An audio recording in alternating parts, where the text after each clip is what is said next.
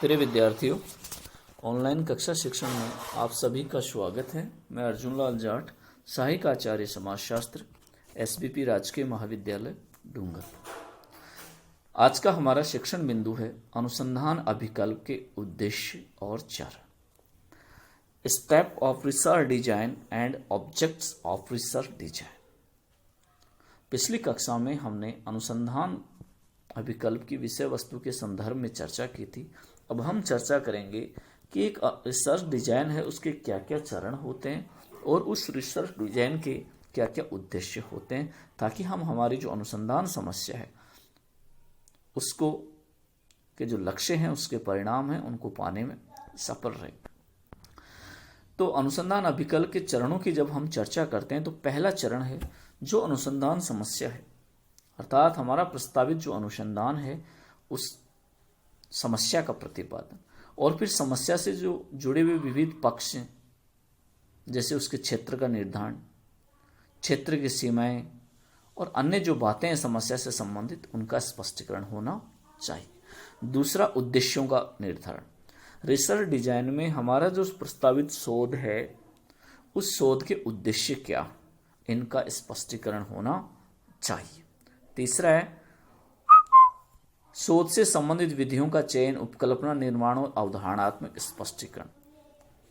जो शोध हम करने जा रहे हैं उस शोध में हम कौन से टूल्स और कौन सी टेक्निक का उपयोग करेंगे, समग्र का चयन किस आधार पर करेंगे, हमारी प्रविधियां क्या होंगी, हमारे मेथड्स क्या होंगे, हमारी टेक्निक्स क्या होंगी, इनका निर्धारण होना चाहिए।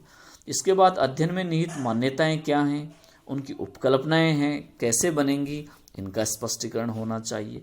और उपकल्पनाओं की परिचालनात्मक परिभाषा, इन कार्यकारी जो परिभाषाएं किस रूप में होंगी ये तय होनी चाहिए, उनका परीक्षण किस रूप में होगा ये तय होना चाहिए। साथ ही अनुसंधान संबंधी विभिन्न जो अवधारणाएं हैं उन अवधारणाओं का स्पष्टीकरण होना चाहिए। इसी का अगला चरण है आंकड़ों का एकत्रीकरण, वर्गीकरण एवं विश्लेषण। हम जो अनुसंधान कार्य करने जा रहे हैं उस अनुसंधान कार्य में हम आंकड़ों का एकत्रण किस प्रकार से करेंगे, हमारा फील्ड का कार्य क्या होगा, किस प्रकार से संपादित किया जाएगा, और अन्य जो प्रलेख हैं उनसे हम सूचनाएं किस प्रकार एकत्रित करेंगे, एकत्रीकरण का काम स्पष्ट होना चाहिए। फिर आंकड़ों का जो वर्गीकरण है वो किस आधार पर किया जाएगा, उनकी श्रेणी किस आधार पर तय की जाएगी, परिभाषाएं किस आधार पर होंगी, उनका संकेतीकरण की व्यवस्था का विवरण होना चाहिए। आंकड़ों को प्रयोग योग्य बनाने हेतु संपूर्ण प्रक्रिया की समुचित व्यवस्था का विकास करना, आंकड़ों के गुणात्मक और संख्यात्मक विश्लेषण की स्पष्ट रूपरेखा होनी चाहिए। उपलब्ध जो परिणाम हैं उनकी पृष्ठभूमि में समुचित विवेचन की कार्यविधियों का उल्लेख होना चाहिए। इस प्रकार से आंकड़ों का एकत्रीकरण, वर्गीकरण और विश्लेषण की समुचित व्यवस्था होनी चाहिए। उसके बाद अंतिम चरण प्रतिवेदन वाले बात की जब हम बात करते हैं अनुसंधान अभिकल्प में, इस चरण में हम अनुसंधान प्रतिवेदन के प्रस्तुतिकरण के बारे में निर्णय लेते हैं कि हमारा जो अनुसंधान प्रतिवेदन है किस प्रकार से तैयार होगा और किस प्रकार से प्रस्तुत किया जाएगा। साथ ही एक अंतिम चरण ये भी है कि अनुसंधान में लगने वाला समय, हमारा धन और श्रम का भी उल्लेख होना चाहिए। क्योंकि समय, धन और लागत का यदि अनुसंधान अभिकल्प में स्पष्टीकरण नहीं है तो कई बार हमें हमारा जो अनुसंधान है उसकी प्रशासनिक स्वीकृति या वित्तीय स्वीकृति में बाधा आती है। तो एक अच्छे अनुसंधान अभिकल्प का यह भी चरण है कि उसमें आवश्यक समय, धन और श्रम की जो लागत है उसका भी स्पष्टीकरण होना चाहिए। ये थे हमारे अनुसंधान अभिकल्प के चरण। अब बात करें हम उद्देश्य के लिए। प्रिय विद्यार्थियों, जब भी हम किसी शोध के उद्देश्यों की बात करते हैं, कोई भी शोध हो, किसी की रूप का हो, उसके कोई ना कोई उद्देश्य अवश्य होता है। मोटे रूप से हम उद्देश्यों को दो प्रकार में बांटते हैं, व्यवहारिक समस्याओं के लिए या व्यवहारिक समस्याओं के समाधान के लिए कोई शोध किया जाता है, या फिर सैद्धांतिक ज्ञान प्राप्त करने के लिए कोई शोध किया जाता है। दोनों ही उद्देश्य किसी अनुसंधान के हो सकते हैं। एक अनुसंधान अभिकल्प के दो प्रमुख उद्देश्य हैं जिन पर आज हम चर्चा करेंगे। अनुसंधान समस्या से संबंधित उत्तर प्राप्त करना। जो अनुसंधान हम कर रहे हैं, जो समस्या हम प्रतिपादित कर रहे हैं, उसके संदर्भ में उत्तर प्राप्त करना। अनुसंधान प्ररचना यथासंभव प्रामाणिकता, विषयात्मकता, यथार्थता, निश्चयात्मकता एवं बचत के साथ इन अनुसंधान प्रश्नों के जो उत्तर हैं उनको प्राप्त करने में सहायता पहुंचाते।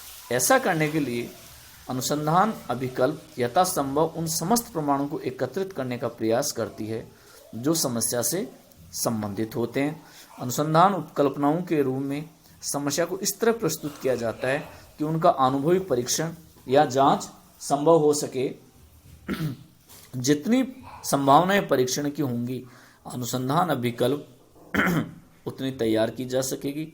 और उपकल्पनाओं के परीक्षण संबंधी परिणाम इस बात पर निर्भर करते हैं कि पर्यवेक्षण करने और परिणाम निकालने के लिए किन ढंगों और किन प्रविधियों का उपयोग किया गया।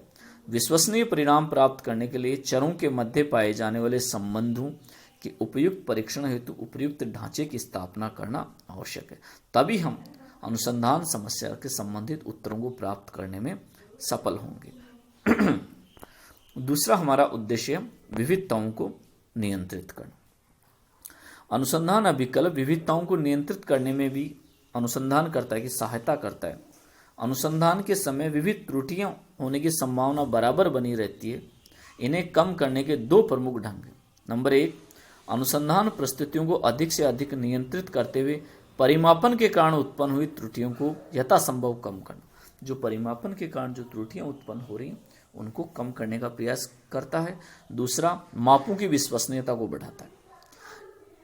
इनके लिए हमें अनुसंधान में सांख्यिकी पद्धति या सांख्यिकी सिद्धांत का सहारा लेना होता है, क्योंकि सांख्यिकी सिद्धांत ही है जो हमारी विविधताओं को नियंत्रित करता है और हमारी त्रुटियों को कम करता है। इस प्रकार से अनुसंधान अभिकल्प में जहां प्रथम उद्देश्य में अनुसंधानकर्ता अपने अनुसंधान के लिए चयनित समस्या से संबंधित प्रश्नों के उत्तर प्राप्त करता है, अर्थात पहला उद्देश्य चयनित अनुसंधान समस्या के उत्तर प्रदान करता है, और अनुसंधान अभिकल्प ये प्रमाणिक उत्तर यथार्थ रूप में प्रस्तुत करता है। तो जो दूसरा उद्देश्य है वो अनुसंधान की जो विविधताएं हैं उनको नियंत्रित करता है, और ये नियंत्रण अनुसंधानकर्ता को अनुसंधान अभिकल्प में ही प्राप्त होता है।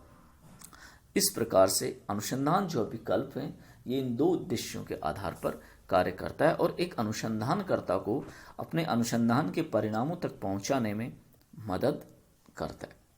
प्रिय विद्यार्थियों, आज हमने अनुसंधान अभिकल्प के क्या चरण हैं, रिसर्च डिजाइन के विभिन्न चरण हैं, उनके बारे में चर्चा की। ये विभिन्न चरण कैसे अनुसंधान को पूर्णता प्रदान करते हैं, साथ ही अनुसंधान जो अभिकल्प है उसके क्या उद्देश्य हैं और ये उद्देश्य एक अनुसंधानकर्ता के लिए क्यों आवश्यक है, अनुसंधान को किस प्रकार से पूर्णता प्रदान करते हैं, इन सब के बारे में हमने इस कक्षा में विस्तृत रूप से चर्चा की। निश्चित रूप से ये कक्षा आपको जो ये शिक्षण बिंदु था, इस शिक्षण बिंदु को स्पष्टीकरण में सहायक रहा होगा, और मैं आशा करता हूँ कि ये कक्षा निश्चित रूप से आपको लाभान्वित करने में सहयोग करेगी और आप अपनी जो शंकाएं समस्याएं थी उनका निदान कर पाएंगे। बहुत बहुत धन्यवाद।